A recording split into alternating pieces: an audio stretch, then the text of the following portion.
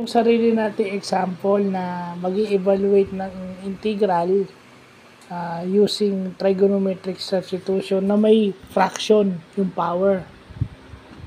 Yung exponent niya is fraction. So, kung makikita nyo sa baba, ito yung sarili nating example. Tapos, sa likod, ayan. Sa likod, yun naman yung nakuha natin kay Engineer Sir Isaiah James Maling. So, salamat sa kanya dahil natutunan natin itong mga to. So, ang clue dito, kailangan kabisado mo yung mga integral ng trigonometric identities. Hindi mo makakalimutan yun. So, pag constant siya, diba squared, may 2. May 2 and then naka-square siya. Lalabas mo lang, kaya 4. Magiging, kung 4 yun, 1/4.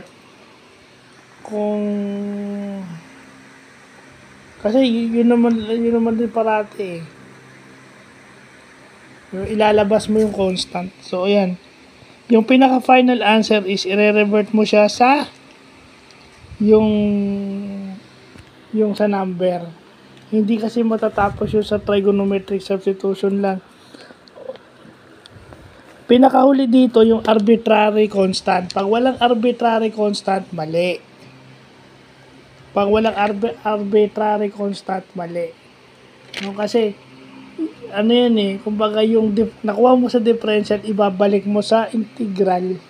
Kumbaga pinaghiwalay mo, then i-combine mo. Yun yung concept ng integral calculus, kino-combine. So, yan. Na unti-unti natin. So, mabuti na't alam natin yan. So, totoo pala yung sinasabi ng tito ko. Sabi ni Tito Doy, tsaka ni Tito Eddie dito, nakakapitbahay namin na tiyagaan lang. Hindi lang basta tiyagaan, kailangan may kagustuhan ka rin matuto. So, lalagay na natin to sa notebook natin para makapag-proceed na tayo sa ibang topic. So, yun lang po.